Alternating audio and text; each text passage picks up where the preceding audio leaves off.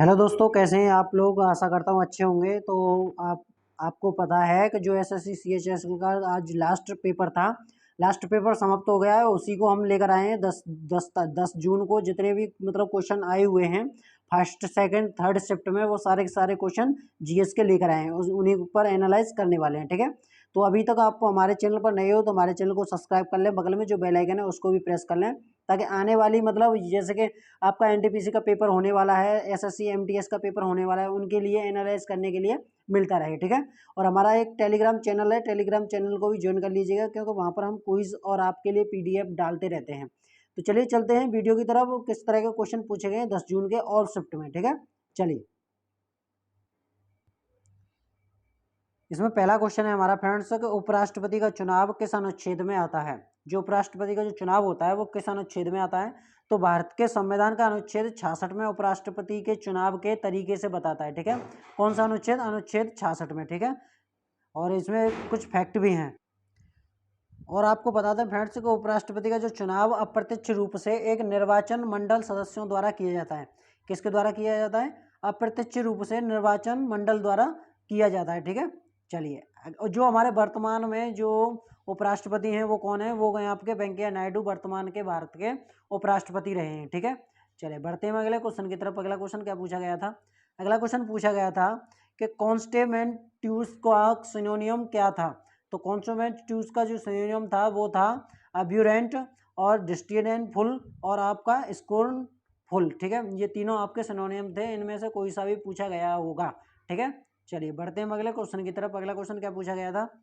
अगला क्वेश्चन था कि पिंगा कोइस का सिनोनियम क्या था। तो आपको हम बता दें फ्रेंड्स, जिसका जो सिनोनियम मतलब ऑप्शन के हिसाब से तो कुछ और भी होगा, लेकिन इनमें से जो हम आपको लेकिन पूछा गया था यही था, ये वाला, ठीक है। तो इसका जो सिनोनियम हो जाएगा वो हो जाएगा आपका एग्रेसिव तथा ब्लोइंग और आपका एंटागोनिस्टिक, ठीक है। ये आपके सिनोनियम हो जाएंगे, ठीक है। चलिए बढ़ते हैं अगले क्वेश्चन की तरफ। अगला क्वेश्चन क्या था? अगला क्वेश्चन था राम चौधरी का संबंध किस यंत्र से है। तो राम चौधरी का जो किस यंत्र से संबंधित है, तो वो है आपके अलगोजा से। किससे संबंधित है? अलगोजा से, ठीक है। चलिए बढ़ते हैं अगले क्वेश्चन की तरफ। अगला क्वेश्चन है आपका ब्लैक पैगोडा कहाँ स्थित है। तो जो ब्लैक पैगोडा है वो कोणार्क में स्थित सूर्य मंदिर को ब्लैक पैगोडा के नाम से भी जाना जाता है, ठीक है। किसको? सूर्य मंदिर को ब्लैक पैगोडा के नाम से जाना जाता है। ये कहाँ पर स्थित है? ये उड़ीसा में स्थित है। कहाँ पर स्थित है? ये उड़ीसा में स्थित है। सूर्य मंदिर भारत के उड़ीसा राज्य में स्थित है। 13वीं शताब्दी का एक हिंदू मंदिर है ये। कैसी कौन सी शताब्दी का? 13वीं शताब्दी का एक हिंदू मंदिर है, ठीक है। चलिए इसमें अगला फैक्ट है कि कोणार्क के सूर्य मंदिर का निर्माण राजवंश के राजा नरसिंह देव प्रथम ने करवाया था। किसने करवाया था? राजवंश के जो राजा थे हमारे, राजा नरसिंह देव ने कोणार्क के सूर्य मंदिर का निर्माण करवाया था, ठीक है। चलिए ये भी फैक्ट आप नोट कर लेना। चलिए बढ़ते हैं अगले क्वेश्चन की तरफ। अगला क्वेश्चन क्या पूछा गया था? अगला एक बुक से था कि द कन्फ्यूजन्स इन ऑटोबायोग्राफी पुस्तक के लेखक कौन है। तो वो है आपके जीन जैक्यूज एंड रोसियू, ठीक है। रोसियू, ठीक है। ये थे आपके इस पुस्तक के मतलब लेखक थे, ठीक है। चलिए बढ़ते हैं अगले क्वेश्चन की तरफ। अगला क्वेश्चन क्या पूछा था? अगला क्वेश्चन एक फिर बुक से था कि 5 पॉइंट समथिंग बुक पुस्तक के लेखक कौन है। तो वो है आपके चेतन भगत। कौन है ये? चेतन भगत हो जाएंगे इसका आंसर, ठीक है। चलिए बढ़ते हैं अगले क्वेश्चन की तरफ। अगला क्वेश्चन क्या पूछा था? अगला क्वेश्चन पूछा था कि 2021 का अभिनंदन सरोजा राष्ट्रीय पुरस्कार किसे मिला है। तो 2021 का जो सरोजा राष्ट्रीय पुरस्कार किसे दिया गया है? तो वो दिया गया है आपका फ्रेंड्स किसको? अपर्णा सतीशन को। किसको दिया गया है? अपर्णा सतीशन को दिया गया है। ये किसके द्वारा दिया जाता है? तो ये दिया जाता है आपका भारतीय शास्त्रीय नृत्य के राष्ट्रीय संस्थान द्वारा दिया जाता है। किसके द्वारा? भारतीय राष्ट्रीय नृत्य के राष्ट्रीय संस्थान द्वारा दिया जाता है। और ये मिला कैसे है? अपर्णा सतीशन को मिला है, ठीक है। चलिए बढ़ते हैं अगले क्वेश्चन की तरफ। अगला क्वेश्चन है इसमें हमारा कि भोजन पचाने में कौन मदद करता है। जो भोजन हम खाते हैं, खाने के बाद में जो पचाने की जो प्रक्रिया है, उसे पचाने में मदद कौन करता है? तो वो करता है आपका पैक्रियाज। कौन करता है? पैक्रियाज करता है, ठीक है। चलिए बढ़ते हैं अगले क्वेश्चन की तरफ। अगला क्वेश्चन है हॉकी में कुल कितने खिलाड़ी होते हैं। तो फ्रेंड्स आपको बताते हैं जो खेले जाते हैं खिलाड़ी, तो वो खिलाड़ी खेले जाते हैं 11 खिलाड़ी खेले जाते हैं, लेकिन इसके अतिरिक्त 5 खिलाड़ी और इसमें हॉकी में होते हैं। जो आपके मतलब कोई भी खिलाड़ी किसी चोटिल हो गया तो उस जगह पर इस 5 खिलाड़ी में से एक खिलाड़ी को खिला सकते हैं उसकी जगह पर, ठीक है। तो इसमें एक और फैक्ट है फ्रेंड्स, आपको एक फैक्ट और बता दें कि अंतर्राष्ट्रीय स्तर पर हॉकी के खेल के नियम की जिम्मेदारी अंतर्राष्ट्रीय हॉकी महासंघ IHF पर होती है। किस पर होती है? IHF पर होती है, ठीक है। हॉकी के जो जादूगर हैं, हॉकी के जादूगर हैं मेजर ध्यानचंद। हॉकी का जादूगर मेजर ध्यानचंद को कहा जाता है। किसे कहा जाता है? हॉकी के जो जादूगर हैं मेजर ध्यानचंद को कहा जाता है। और जो हमारे देश का राष्ट्रीय खेल है वो है आपका हॉकी, ठीक है। ये भी आप नोट कर लेना। चलिए बढ़ते हैं अगले क्वेश्चन की तरफ। अगला क्वेश्चन क्या पूछा गया था? अगला क्वेश्चन था कि द्रोणाचार्य पुरस्कार किस खेल से संबंधित है? या तो फ्रेंड्स आपसे ये क्वेश्चन पूछा था द्रोणाचार्य खेल किस क्षेत्र से संबंधित है या किस खेल से संबंधित है, या द्रोणाचार्य पुरस्कार 2020 में किसे दिया गया है, ठीक है। तो जो सारे के सारे हम जो क्वेश्चन थे द्रोणाचार्य से वो सारे के सारे आंसर लेकर आए हैं आपके लिए। तो इसमें हम देख लेते हैं। द्रोणाचार्य पुरस्कार खेलों उत्कृष्ट कोचों के लिए द्रोणाचार्य पुरस्कार के रूप में जाना जाता है। भारत गणराज्य के खेल कोचिंग सम्मान है, ठीक है। यह पुरस्कार द्रोण के नाम पर रखा गया था। ये किसके नाम पर रखाया गया था? एक द्रोणाचार्य थे हमारे महर्षि, उनके नाम पर ये द्रोणाचार्य रखा गया था। द्रोणाचार्य कौन थे? ये गुरु थे जो अर्जुन को मतलब विद्या दी थी धनुष बाण की, ठीक है। उन्हीं के नाम पर ये द्रोणाचार्य पुरस्कार रखा गया था। चलिए अगला फैक्ट है इसमें हमारा कि इसकी जो राशि होती है, मतलब राशि मतलब पुरस्कार होता है, ये कितना होता है? वो होता है आपका 15 लाख पुरस्कार होता है। 15 लाख रुपया इसका पुरस्कार होता है, ठीक है। और इसके प्रथम विजेता थे आपके भलाचंद भास्कर भागवत, ये किससे थे? ये कुश्ती से संबंधित थे। और ओम प्रकाश भारद्वाज ये मुक्केबाजी से संबंधित थे, ठीक है। और OM नेबियर ये एथलेटिक्स से संबंधित थे। सर्वप्रथम 1985 में द्रोणाचार्य से सम्मानित हुए थे। कब हुए थे ये? सर्वप्रथम 1985 में सबसे पहले इन्हें द्रोणाचार्य पुरस्कार मिला था, ये तीनों को, ठीक है। कुश्ती से, मुक्केबाजी से और एथलेटिक्स से। कब मिला था? 1985 ईस्वी में मिला था। ये भी फैक्ट आप नोट कर लेना। चलिए बढ़ते हैं। अगला फैक्ट है इसमें हमारा कि जिसकी स्थापना कब हुई थी? द्रोणाचार्य की स्थापना 1985 में द्रोणाचार्य की स्थापना हुई थी। लेकिन माना जाता है कि जो द्रोणाचार्य हमारे जो महर्षि थे उन्हीं के नाम पर ये द्रोणाचार्य पुरस्कार दिया जाता है, ठीक है। और इसमें अगला फैक्ट है हमारा, अगले फैक्ट को भी देख लेते हैं। यह पुरस्कार ओलंपिक खेल, पैरालंपिक खेलों में, एशियाई खेलों में, राष्ट्रमंडल खेलों में, विश्व चैंपियन और विश्व क्रिकेट खेलों में दिया जाता है, ठीक है। ये भी फैक्ट आप नोट कर लीजिएगा किस किस खेलों में दिया जाता है। ये स्वदेशी खेलों और पासपोर्ट जैसी घटनाओं में शामिल विषयों को दिया जाता है। किसको? स्वदेशी खेलों और पासपोर्ट जैसी घटनाओं में शामिल विषयों में भी दिया जाता है इसको, ठीक है। चलिए 2020 में अब किसे दिया गया था? तो यह पुरस्कार हाल ही में 2020 में रेमेंस पठानिया हॉकी से संबंधित हैं, ये नरेश कुमार टेनिस से संबंधित हैं, शिव कुमार बॉक्सिंग से संबंधित हैं और पुरुषोत्तम रॉय ये एथलेटिक्स से संबंधित हैं। राजपाल राणा ये शूटिंग से संबंधित हैं जिन्हें 2020 में ये द्रोणाचार्य पुरस्कार दिया गया था, ठीक है। ये भी फैक्ट आप नोट कर लीजिएगा जो मैंने आपको बताया है, ठीक है। चलिए बढ़ते हैं अगले क्वेश्चन की तरफ। अगला क्वेश्चन क्या पूछा था? अगला क्वेश्चन था कि फिश ऑफ वाटर का ईडियम पूछा था। मतलब फिश ऑफ वाटर का ईडियम क्या होगा? तो इसका जो ईडियम होगा वो होगा a person who is an unfamiliar on confusing and surrounding, ठीक है, सरफोरेंडिंग। ये आपका ये ईडियम्स था, ठीक है, फिश ऑफ वाटर का, ठीक है। चलिए बढ़ते हैं अगले क्वेश्चन की तरफ। अगला क्वेश्चन क्या पूछा था? अगला क्वेश्चन था कि इनमें से कौन वायलिन से बजाते हैं? मतलब वायलिन कौन बजाते हैं? उसमें ऑप्शन 4 ऑप्शन थे, मतलब ऑप्शन के हिसाब से ही इसमें आंसर दिया जाएगा, इसलिए इसका आंसर हमने नहीं दिया है, ठीक है। तो चलिए बढ़ते हैं अगले क्वेश्चन की तरफ।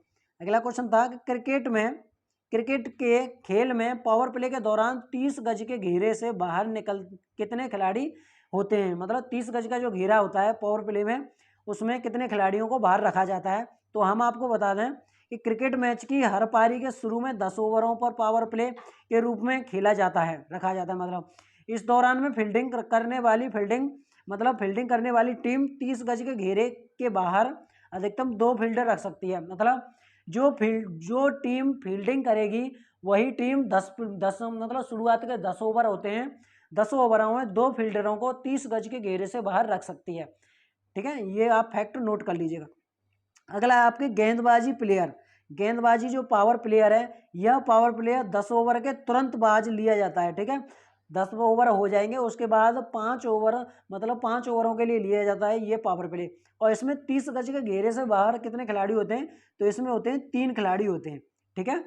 चलिए अगला फैक्ट है इसमें हमारा 50 ओवर के बाद लास्ट में 10 ओवरों में 30 गज के घेरे से बाहर 5 फील्डर होते हैं। कितने होते हैं? 5 फील्डर होते हैं 30 गज के घेरे के बाद। अगर 50 ओवर का है तो 10 ओवर के लास्ट ओवर में पावर प्ले होता है, पावर प्ले में 5 फील्डर रखे जाते हैं, ठीक है। ये तीनों के तीनों मैंने आपको बता दिए हैं। पहले में 2 होते हैं, तीसरे में 3 होते हैं और लास्ट के में 5 होते हैं।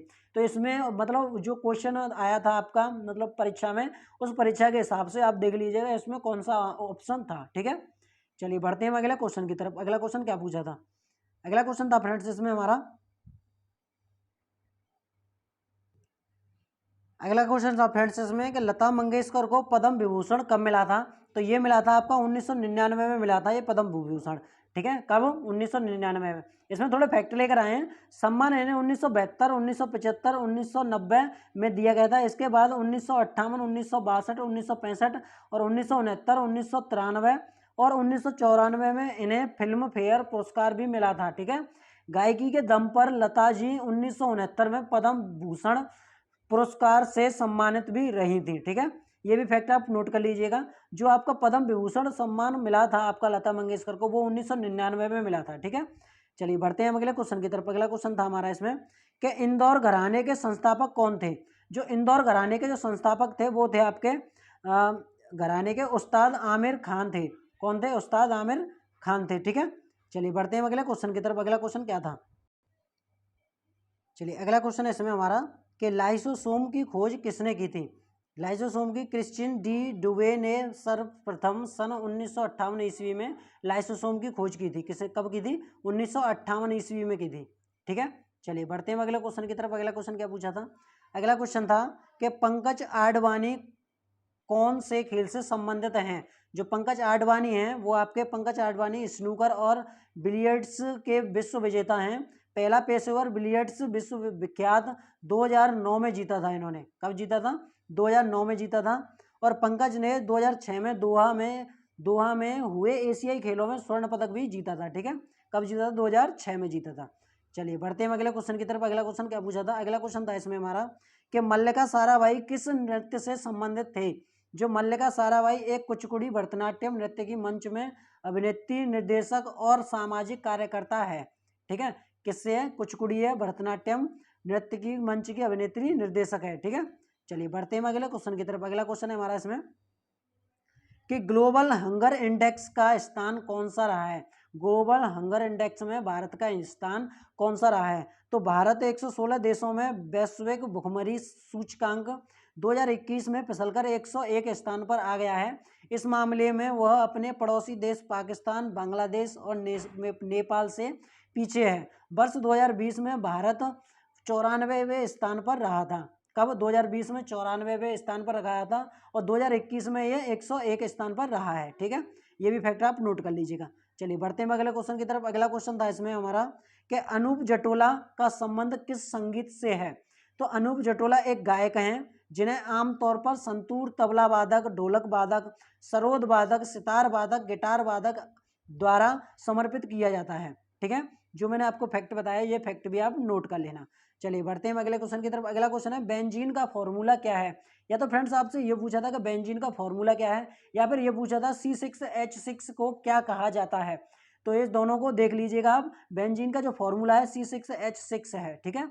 चलिए बढ़ते हैं अगले क्वेश्चन की तरफ। अगला क्वेश्चन है हमारा इसमें कि लोहा आवर्त सारणी के किस समूह से संबंधित है? जो आवर्त सारणी के 8वें समूह से पहला तत्व है, ठीक है। कौन सा? लोहा।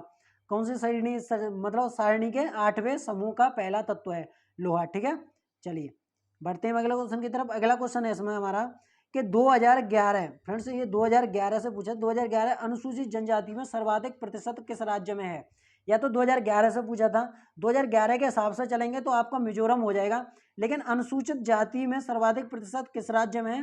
तो वो है आपका मध्य प्रदेश में हो जाएगा, ठीक है।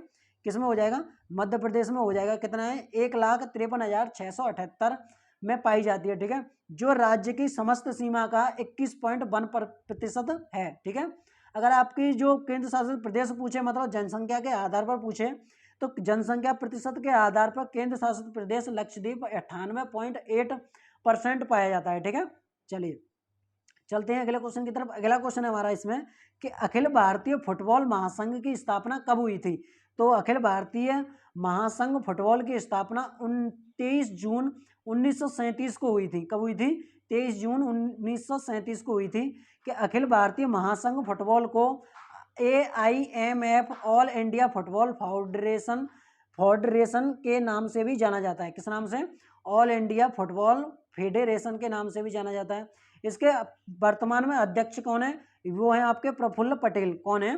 प्रफुल्ल पटेल हैं। और इसका जो मुख्यालय है कहाँ पर है? ये आपका द्वारका दिल्ली में स्थित है। कहाँ पर है? द्वारका दिल्ली में स्थित है। ठीक है, इसका मुख्यालय। चलिए बढ़ते हैं अगले क्वेश्चन की तरफ। अगला क्वेश्चन है इसमें कि रिवेन्यूअस का सिनोनियम पूछा था कि रिवेन्यूअस का सिनोनियम क्या था?